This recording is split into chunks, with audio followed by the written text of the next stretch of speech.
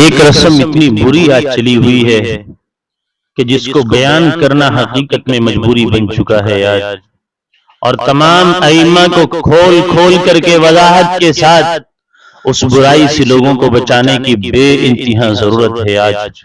وہ برائی ہے دہیج کا سامان دکھانا، اس کو سجانا، اور پھر اس برائی پر چار چاند یوں لگائے جاتے ہیں کہ ایک عورت کو منادی کرنے کے لیے محلے گلیوں میں بھیجا جاتا ہے۔ وہ گھر گھر جائے گی، عورتوں سے کہے گی جا کر کے کہ فلاں کی بیٹی کی شادی ہے، اس کا سامان دکھایا جا رہا ہے، آؤ تم بھی آ کر کے دیکھ لو۔ وہ عورتیں آتی ہیں، منشا کیا ہے؟ داد وصولنی ہے، وصول لی۔ تم نے اپنی لوگوں کی زبان سے بڑائی کے بول بلوانے تھے، لوگوں نے بول دیے۔ تم نے اپنے آپ کو بڑا کہلوانا تھا، لوگوں نے کہہ دیا۔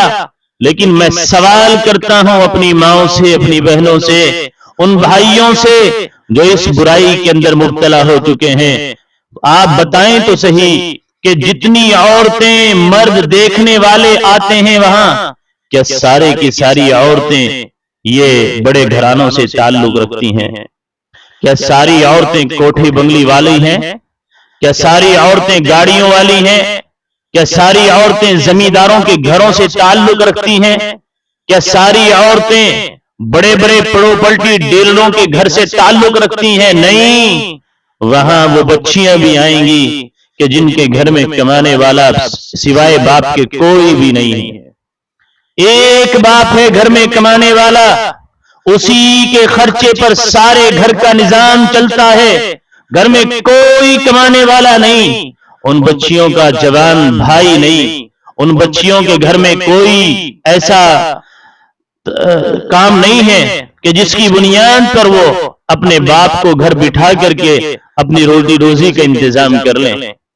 وہ اکیلا باپ ہے، وہ صبح کو 2 روٹی ایک لفافے میں لپیٹ کر کے مزدوروں کی لائن میں جا کر کے بیٹھ جاتا ہے، اور وہ بوڑھا ہے، بڑھاپے کی حالت میں زندگی گزارنے والا، اس کے اعضاء کمزور پڑ گئے۔ اس کمزوری کی بنیاد پر لوگ آئیں گے، اپنی من پسند کے مزدور لے کر کے چلے جاتے ہیں، اسے کوئی مزدوری پر اس بنیاد پر لے کر کے نہیں جاتا کہ یہ بوڑھا ہے، یہ کچھ بھی کام نہیں کر پائے گا، نہ یہ اینٹیں اٹھا سکتا ہے، نہ تسلا اٹھا سکتا ہے، نہ مٹی ڈھو سکتا ہے، نہ گھر کا کوئی اور کام کر سکتا ہے، یہ بوڑھا ہے، اس لیے اس کو مزدوری پر لے جا کر کے کوئی فائدہ نہیں ہے بلکہ اپنا ہی نقصان ہے۔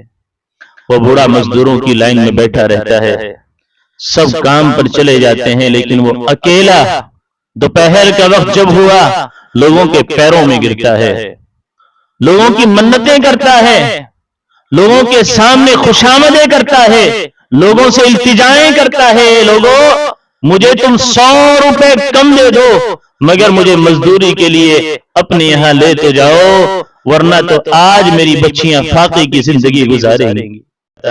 اس لیے کہ یہ غریب ہے، کمزور ہے، یہ ناتواں ہے، یہ ضعیف ہے، اور یہ شام کو جس وقت میں خالی ہاتھ اپنے گھر لوٹتا ہے، میں اپنی ماں سے سوال کرتا ہوں بتاؤ تو صحیح تمہارے پاس کوئی پیمانہ ہے جو اس کے قدم کے بوجھوں کو تول لے؟ تمہارے پاس کوئی ترازو ہے جو اس کے بوجھل قدموں کا وزن کر لے؟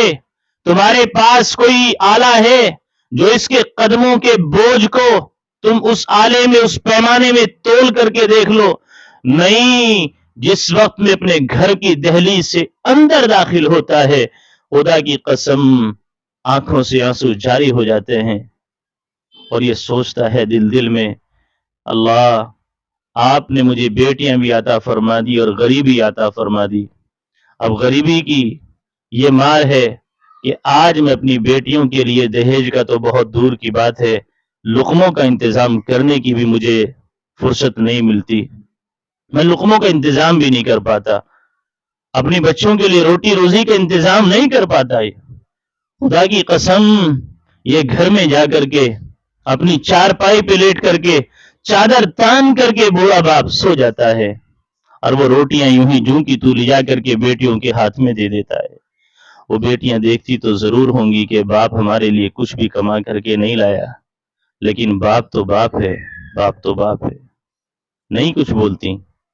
بیٹی آتی ہے باپ کے پاس, ابا جان آپ کو بھوک لگی ہوگی, سارا دن ہو گئے آپ ادھر ادھر گھوم رہے, سارا دن ہو گئے آپ نے دھکے کھائے, لیکن آپ کو اگر مزدوری نہیں ملی تو کوئی بات نہیں, ابا جی آپ روٹی تو کھا لیں.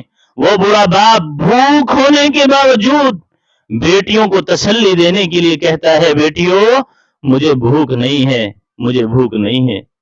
بھوک ہوتی ہے لیکن کیا کریں, آج کیا کریں. وہ بیٹیوں کے لیے پیٹ بھرے گا, بیٹیوں کا یا اپنا پیٹ بھرے گا, کر کیا سکتا ہے وہ باپ. لیکن مجبوری کا ناجائز فائدہ پھر یوں اٹھاتے ہیں لوگ, انہی بیٹیوں کو دہیج کا سامان دکھانے کے لیے بلا کر کے لایا جاتا ہے, آؤ ہماری بچیوں کے دہیج کا سامان دیکھ لو. خدا کی قسم وہ آئیں گی, وہ آ کر کے دیکھیں گی اور دل میں ایک تمنا پیدا ہوگی, دل میں ایک امنگ پیدا ہوگی, دل سے ایک آواز نکلے گی کہ کاش ہمارا باپ بھی اتنا مالدار ہوتا تو ہمارے لیے بھی ایسے ہی دہیج کا سامان مہیا ہوتا, ہمیں بھی ایسا ہی کولر فریج ملتا, ہمیں بھی ایسے ہی بیڈ اور صوفے ملتے, ہمیں بھی ایسی گاڑی ملتی, ہمیں بھی ایسا فرنیچر ملتا. وہ ساری کی ساری تمنائیں بس دل میں رہ کر کے دیکھ کر کے سامان اپنے گھر میں چلی جاتی ہیں, اور تمہیں کیا پتا دل کتنا ٹوٹتا ہے. پھر یہی بچیاں ہیں علماء سے, اپنے ائمہ سے, اپنے استاذوں سے شکایت کرتی ہیں اور کہتی ہیں, حضرت بتائیں تو صحیح اب ہمارے لیے خودکشی کے علاوہ اور کون سا راستہ ہے. پھر وہ پوچھتے ہیں کہ بیٹی کیا ہو گیا, کیا پریشانی ہے.